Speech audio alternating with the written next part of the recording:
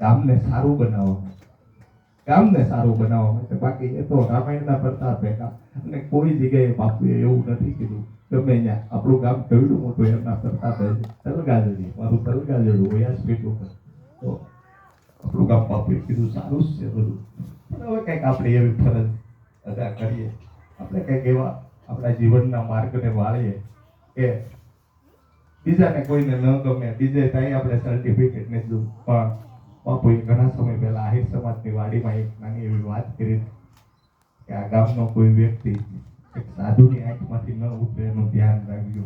આપણું એવું જીવન હોવું જોઈએ કે આપણે હંમેશા હંમેશા આપણું શું થવાનું છે કાલે કઈ ખબર નથી, પણ આપણું હંમેશા એક સાધુના સાનિધ્યમાં આપણું ગામ રહે.